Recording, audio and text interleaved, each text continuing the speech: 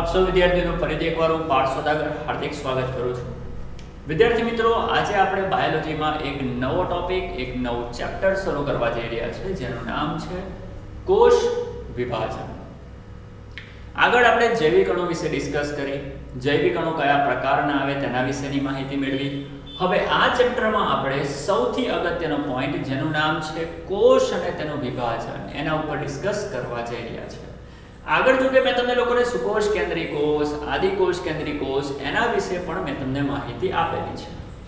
આજના લેક્ચરમાં આપણે શરૂ કરીશું કઈ રીતે કોષ વિભાજન પામે છે. તો સૌથી પહેલા આપણે ચેપ્ટરનું હેડિંગ મારી લઈશું, કોષ વિભાજન.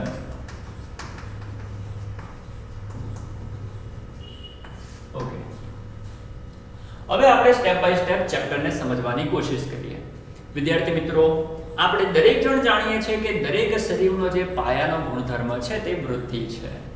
દરેક સજીવ પોતાની વૃદ્ધિ સાથે, દરેક સજીવ દર સમયે, મતલબ કે જેમ જેમ સમય પસાર થતો જાય છે, દરેક સજીવની અંદર એક વૃદ્ધિ, એક એવી ઘટના છે જે નિરંતરપણે ચાલતી હોય છે. સામાન્ય રીતે કોષોના જથ્થામાં વધારો થવો, જનીન દ્રવ્યનું પ્રસ્થાપન થવું અને કોષોનું વિભાજન થવું, આ બધી વસ્તુ જો ભેગી થશે તો સજીવની અંદર વૃદ્ધિ થશે.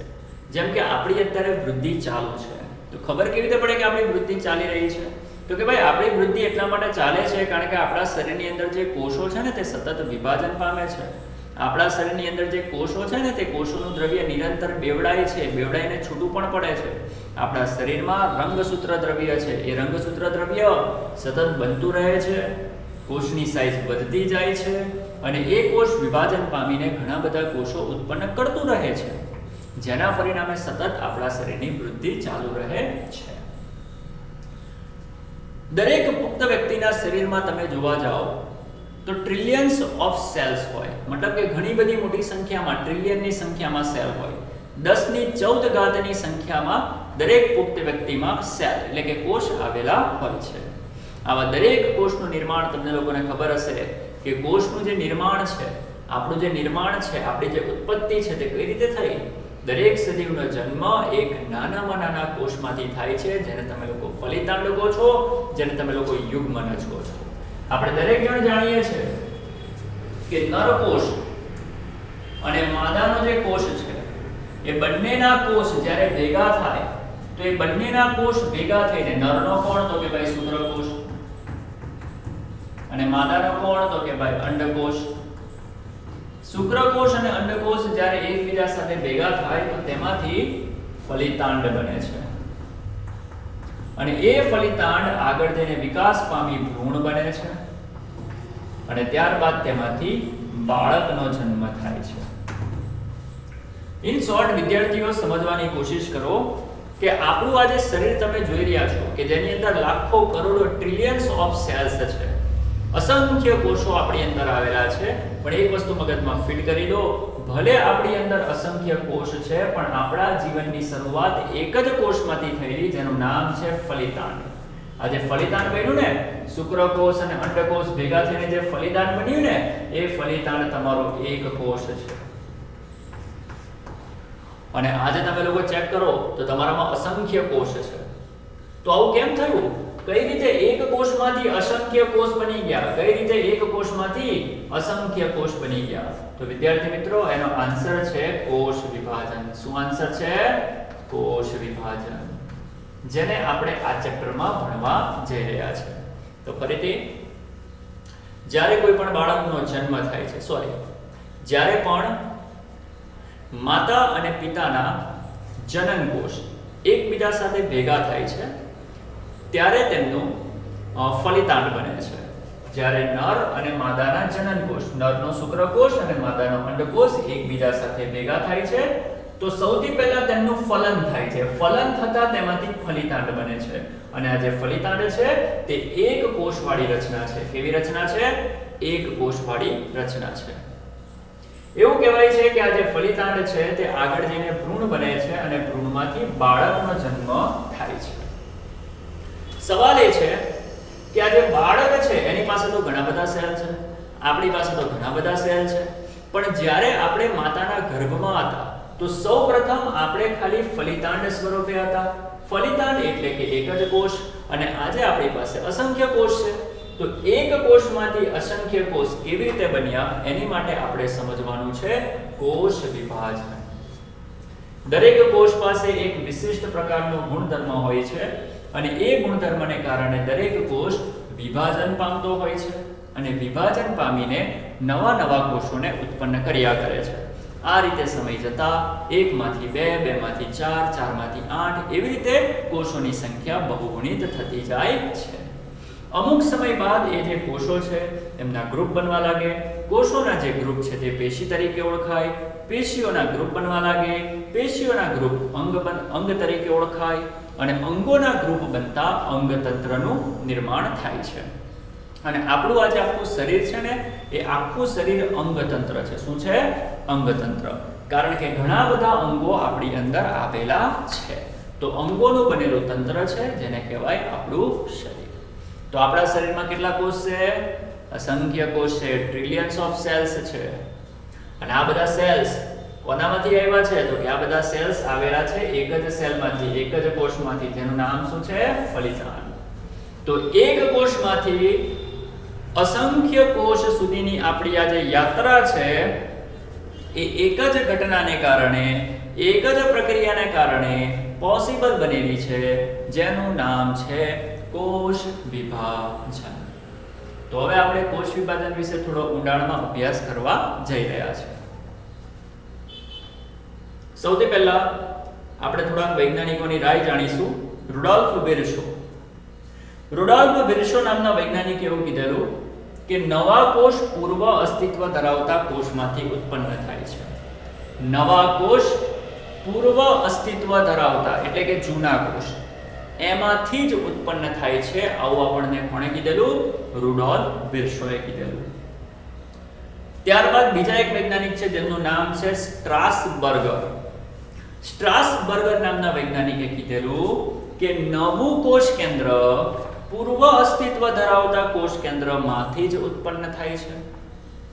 મતલબ કે નવું કોષ કેન્દ્ર જૂના કોષ કેન્દ્રમાંથી જ ઉત્પન્ન થાય છે. આવું કોણે કીધેલું? સ્ટ્રાસબર્ગરે. ત્યારબાદ આપણે એક નવો શબ્દ સમજવાનો છે જેનું નામ છે કેરિયોપ્લાઝમિક ઇન્ડેક્સ.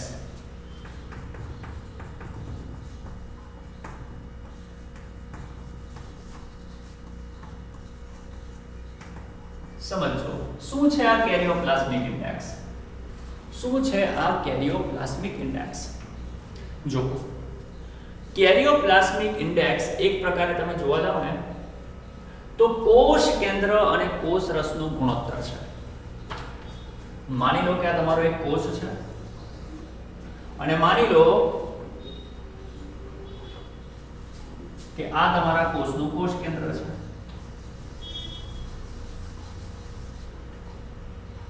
હવે અહીંયા તમે લોકો જોઈ શકો છો કે કોષની સરખામણીમાં કોષ કેન્દ્ર મોટું છે અને કોષ કેન્દ્રની આજુબાજુ અહીંયા કોષરસ હશે કે નહીં હોય?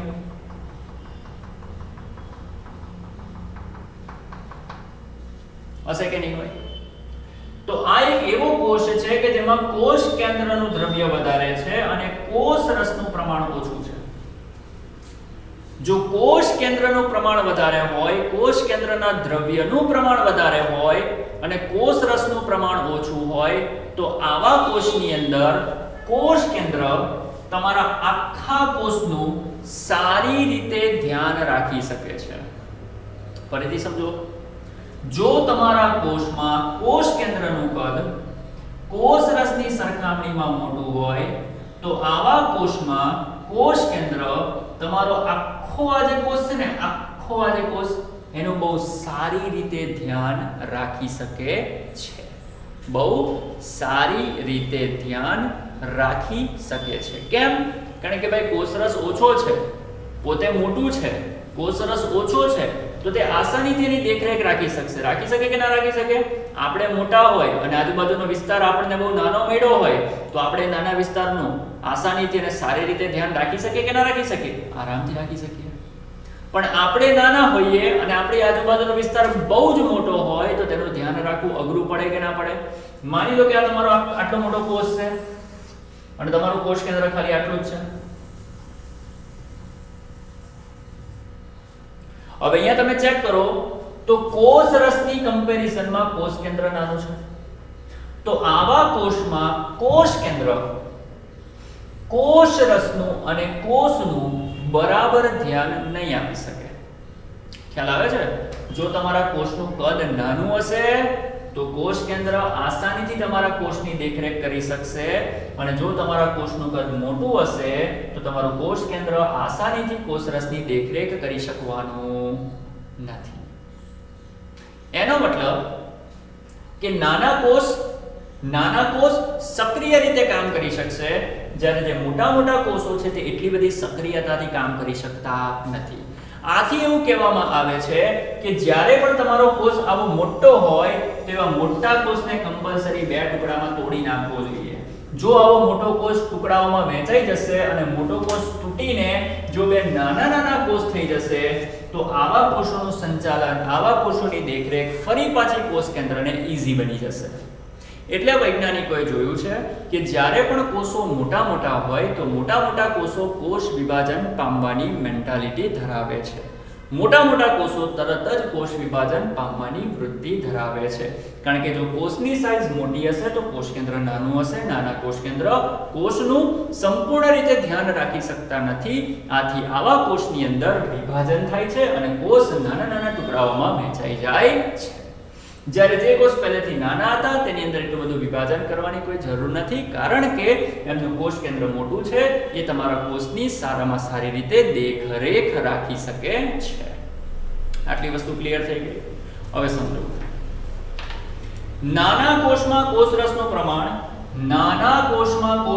પ્રમાણ કોષ કેન્દ્રની સાપેક્ષે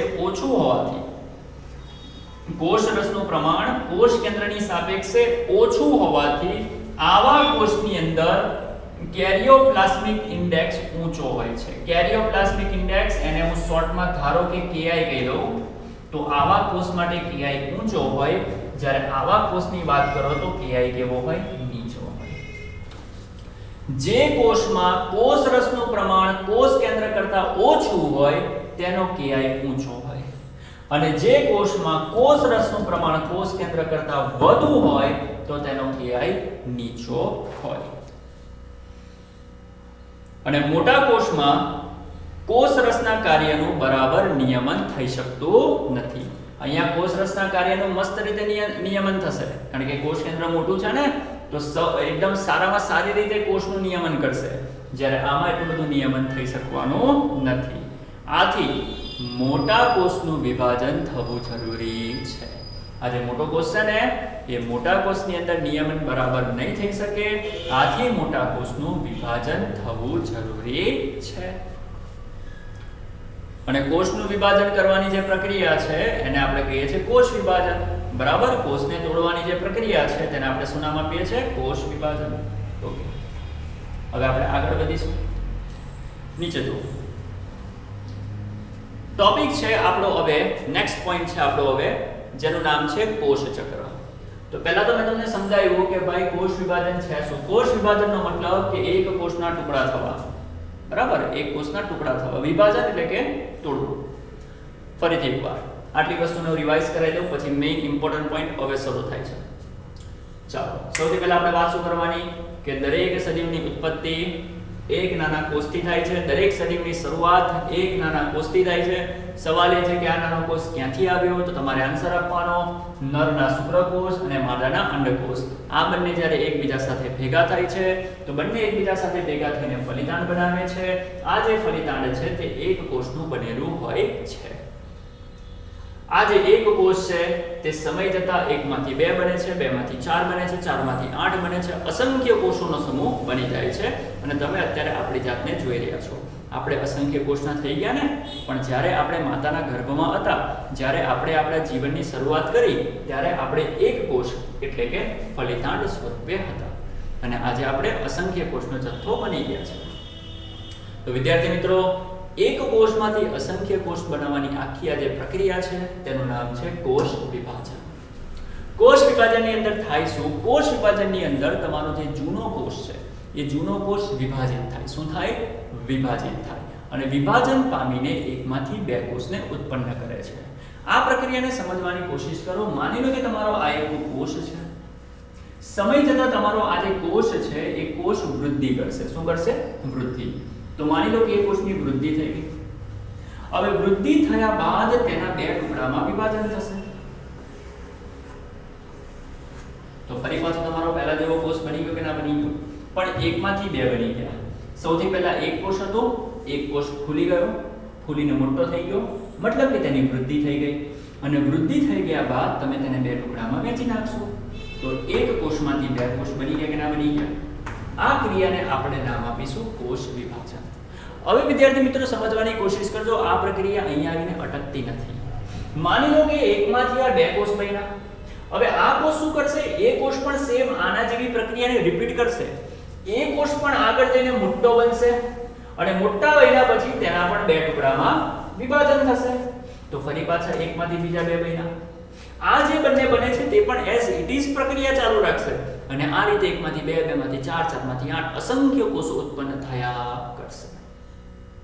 આને કહેવાય કોષ વિભાજન. હવે વિદ્યાર્થી મિત્રો નેક્સ્ટ ટોપિક જે આપણે સમજવાના છે ને તે છે કોષ ચક્ર. સવાલ એ છે કે કોષ ચક્ર છે શું? તો એને સમજી લો. તમારો આ કોષ વિભાજન થઈને આ બે કોષ ઉત્પન્ન કરે છે. મતલબ કે આમાંથી આ બેનો જન્મ થયો. બરાબર? આ બેનો શું થયો? જન્મ. હવે આનો જન્મ થઈ ગયા બાદ અહીંયા એનું પણ વિભાજન થઈ ગયું. આનો જન્મ થઈ ગયા બાદ એ મોટો થયો અને મોટો થઈને એનું પણ વિભાજન થઈ ગયું. તો તમારા આ કોષનો જન્મ અને એ કોષનું આગળ જઈને વિભાજન, આ કોષનો જન્મ અને એ જ કોષનું આગળ જઈને જે વિભાજન થયું એની વચ્ચેનો આખો આ જે સમયગાળો છે એને તમારે લોકોએ નામ આપવાનું છે કોષ ચક્ર. શું નામ આપવાનું છે? કોષ ચક્ર. એક કોષ એમાંથી વિભાજન થઈને બે કોષ બન્યા. આ જે બે કોષ બનેલા છે એમાંના આ કોષને વિચારો. ચાલો, આમાંથી આનો જન્મ થયો, આમાંથી આનો જન્મ થયો. હવે આનો જન્મ થઈ ગયા બાદ એ વ્યક્તિ પણ મોટો થશે અને મોટો થયા બાદ એ પણ વિભાજન કરીને બે ટુકડા બનાવશે. તો યાદ શું રાખવાનું? આના જન્મ થઈ ગયા બાદ જ્યાં સુધી તે વિભાજન કરશે, જન્મથી લઈને એનું જે વિભાજન થાય છે એ વિભાજન સુધીનો જે પણ સમયગાળો છે તેને તમારે કહેવાનું છે કોષ ચક્ર. આના જન્મથી આગળ જઈને તે મોટો થશે, મોટો થઈને વિભાજન પામશે, જન્મથી વિભાજન સુધીનો જે પણ સમયગાળો છે તેને કોષ ચક્ર કહેવામાં આવે છે. અને હવે આપણે ભણવા જઈ રહ્યા છે કોષ ચક્ર. સૌથી ઇમ્પોર્ટન્ટ પોઈન્ટ. એકવાર આટલી વસ્તુ નોટ કરવી તો કરી લો.